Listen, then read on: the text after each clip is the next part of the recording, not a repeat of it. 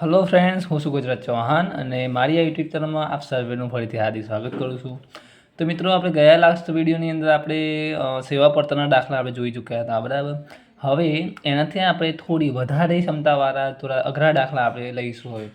હવે આજે હું તમને જે દાખલો કરાવી રહ્યો છું એ રાઉન્ડ ટ્રીપના લગતો દાખલો છે, જેમાં એક બાજુ તમારે કોઈ શહેરની અંદર જવાનું, ત્યાંથી જઈને પાછું આવવાનું, પણ જતી વખતે અને આવતી વખતે બંને વખતે તમને નૂર એટલે માલ સામાન જે ખરો એ તમને અલગ અલગ રીતનો મળતો હોય એવો દાખલો. આ તમને દાખલો આવડશે એટલે મોટાભાગના તમને આના જેવા દાખલા રાઉન્ડ ટ્રીપના નૂરવાળા 50% નૂર મળે, ફૂલ ક્ષમતા મળે, અધૂરી ક્ષમતા મળે, તમને બધા દાખલા તમને આવડી જશે. એટલે ધ્યાનથી તમે આ દાખલો તમે જોજો અને વિડીયો ગમે તો લાઇક, શેર અને કમેન્ટ કરવાનું ભૂલતા નહીં. ઓકે, ચલો જુઓ. આ મારી જૂની બુક છે મિત્રો. તમારી નવી બુકમાં તમને GU 2013 એટલે 2013નો દાખલો તમને આપેલો જ છે, તમે શોધી લેજો. રોનક સિંહ નામ છે એનું.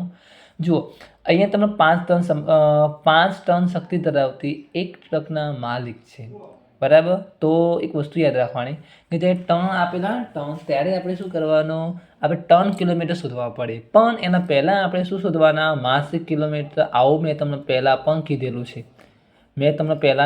છે. જ્યારે તમને ફોર્મેટ ચલાવ્યું હતું એ વખતે કે આપણે પહેલાં માસિક કિલોમીટર આપણે શોધવા પડે. ઓકે, ચલો. હવે માસિક કિલોમીટર માટે મેં સૂત્ર લખાવી દઉં. કિલોમીટર લેવાના, શું લેવાનું, કિલોમીટર, પછી દિવસો લેવાના, પછી ટ્રીપ.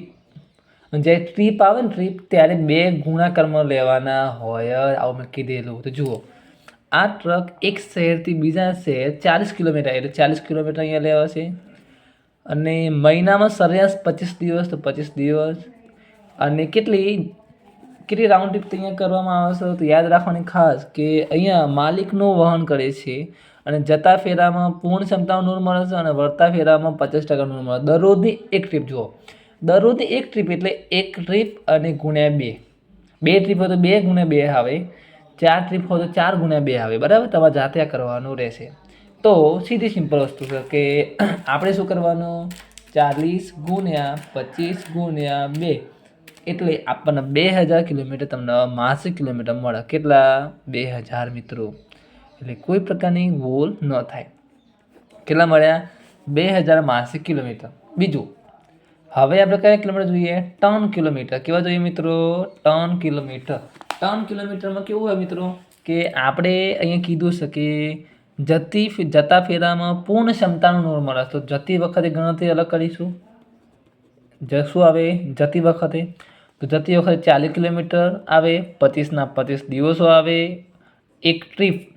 હવે યાદ રાખજો, ટ્રીપ એક જ કરીશ, રાઉન્ડ ટ્રીપ નહીં. જતી વખતે ખાલી એક જ ટ્રીપ આવે, એટલા માટે માત્ર અહીંયા 1 વડે ગુણાશે. અહીંયા તમે 2 વડે ગુણ્યા જુઓ. અહીંયા તમે 2 વડે ગુણાકાર કેમ કર્યું હતું?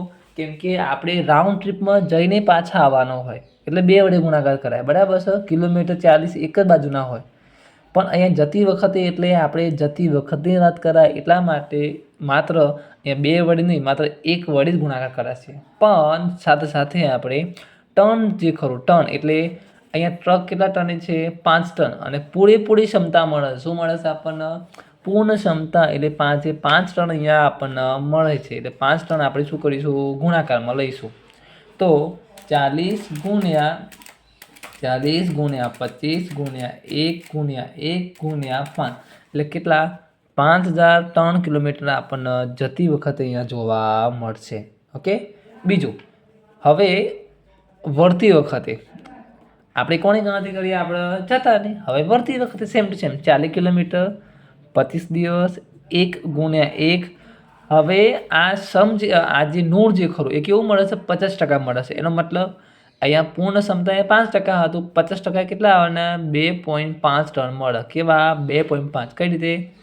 5 ટનના 50% એટલે 2.5 ટન થઈ ગયું.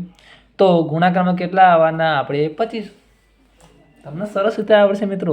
અને આપણે શું કરીશું? કુલ ટન કિલોમીટર એટલે 5000 અને 2500 એટલે કેટલા? 7500 આપણે અહીંયા લેવાના થાય. જુઓ, આ આપણી હતી ગણતરી. કોઈ પણ દાખલો પૂછાય આવો નૂરવાળો, જતી વખતે ગણતરી અલગ કરવાની અને વળતી વખતે. ધ્યાન એટલું રાખવાનું મિત્રો કે જતી વખતે 2 વડે મલ્ટીપ્લાય કરાશે નહીં, વળતી વખતે 2 વડે મલ્ટીપ્લાય કરાશે નહીં. બરાબર? કેમ? જતી વખતે વન સાઈડ કહેવાય એટલે એક જ ગુણાકારમાં લેવાય, વળતી વખતે વન સાઈડ કહેવાય એક ગુણાકારમાં લો કે ના લો, કોઈ જવાબ બદલાતો નથી. ચાલો હવે આપણે શું કરીશું? આપણે બનાવીશું સેવા પડતર પત્રક. ઓકે, તો કેરફુલી જોજો કે સેવા પત્રક હું કઈ રીતે બનાવીશ. અહીંયા લખવાના આપણે 7500 ટન કિલોમીટર ઉપર લખી દેવાના, 7500 ટન કિલોમીટર. હવે અહીંયા શું આવે છે આપણે જાણીએ છીએ સ્થિર ખર્ચ. કેવા આવવાના? સ્થિર. અહીંયા કેવા આવવાના? ચલિત ખર્ચ. 2 પ્રકારના ખર્ચા હોય, સ્થિર અને ચલિત. ચાલો, ટ્રકની પડતર તમને આપેલી તો મેં કીધેલું પડતર આવે એટલે શું ગણાય? ઘસારો ગણાય. કઈ રીતે?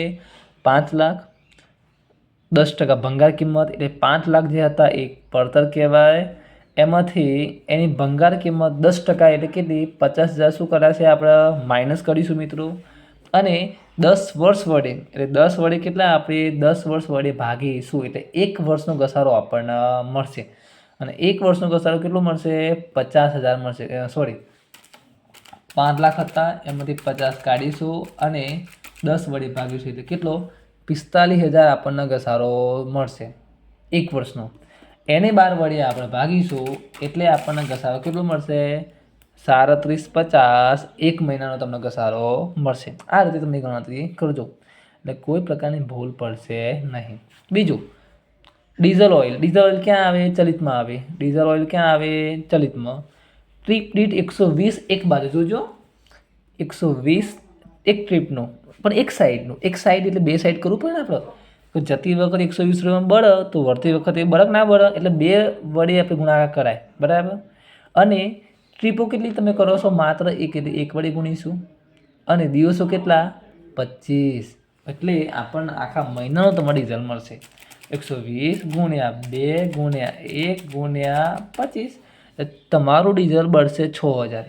ઓકે, ચલો પછી મરામત ખર્ચ ક્યાં આવે? નીચે આવે. મરામત ખર્ચ નીચે માસિક કેટલા આપેલા? 2500. આપણે એમને મૂકી દેવાના. ડ્રાઈવરનો પગાર ક્યાં આવે? સ્થિરમાં આવે. કેટલો પગાર તમને આપ્યો છે? માસિક 6000, એમને મૂકી દેવાના. વીમો તમને કેટલો આપેલો? 1%. કોના? યાદ રાખજો, ટ્રકની પડતરના. તો 5 લાખ હતા એનો 1%, એનો 5 લાખ જે હતા બરાબર છે, એમાં જે પડતર કિંમત આવે એના આપણે 1% લેવાનો થાય. તો 5 લાખના 1% એટલે 5 લાખનો 1% એટલે કેટલા આવવા મિત્રો? 5000 આવવાના. પણ કેવા મળવાના? વાર્ષિક. તો વાર્ષિક મળે તો એના માટે શું કરવું પડે? આપણે 12 વડે આપણે ભાગવા પડે. તો 12 વડે ભાગતા આપણને 417 રૂપિયા તમને શું મળે? વીમાનો મહિનેનો ખર્ચો. પછી કર એ શું કહેવાય? સ્થિર ખર્ચ કહેવાય. એ આપણે આગળ જોઈ ચૂક્યા છીએ. અને તમને માસિક કેટલા આપેલા? 600, એમને મૂકી દેવાના. સામાન્ય ખર્ચ તમને આપેલો છે મિત્રો કેટલો? 12,000 વાર્ષિક. તો 12,000ને કેટલા વડે ભાગવાના? 12 વડે. આવો મેં તમને કીધેલું છે પહેલાંથી. તો 1000 રૂપિયા તમારે શું આવે? સામાન્ય ખર્ચ. લો હવે મિત્રો એક આપણો ક્લીનરનો પગાર પર રહી ગયો કેટલો? 4000 માસિક. આપણે મૂકી દઈશું. આપણે ક્લીનરનો પગાર કેટલો તમને આપેલો? માસિક 4000. લો મૂકી દેવાનો અહીંયા. એટલે અહીંયા આપણને કેટલા મળશે? 6000 + 417, 4000, 600 અને 1000 એટલે કેટલા? 12017 અહીંયા તમને મળશે. એને આપણે કેટલા? 7500 વડે ભાગી નાખશું એટલે આપણને કંઈક જવાબ 1.060 કંઈક મળે. હવે 3750 હતા, 6000 + 2500 એટલે કેટલા? 12250. એને પણ આપણે 7500 વડે આપણે ભાગીશું અને જવાબ મળશે 1.63. અને બંનેનો આપણે શું કરીશું? આપણે સરવાળો. તો 1.60 અને 1.63. તો આ બધાનો ટોટલ તમે કરો એટલે આપણને જવાબ મળશે 3.23. શું મળે? 3.23 કાં તો 24 તમારે જવાબ મળે. એ તમારે કહેવાય ટન કિલોમીટર દીઠ શું આવે? પડતર. શું આવે? ટન કિલોમીટર દીઠ પડતર. આ આપણો જવાબ. આ પ્રમાણે તમારે દાખલા ગણવાના રહે. બરાબર? કોઈ પણ દાખલો હોય મિત્રો તમે આ પ્રમાણે ગણશો એટલે તમને ક્યાંય તકલીફ નહીં પડે. તો વિડીયો ગમ્યો હોય તો લાઇક, શેર અને કમેન્ટ કરજો. તમારા મિત્ર મંડળની અંદર તમે આ વિડીયો શેર કરજો જેથી દરેકના આ જે એની પ્રમાણેના દાખલા જે ખરાય એમાં તમને કોઈ તકલીફ ના પડે. ઓકે, મળીશું નેક્સ્ટ ટાઈમ આવા સારા દાખલા સાથે.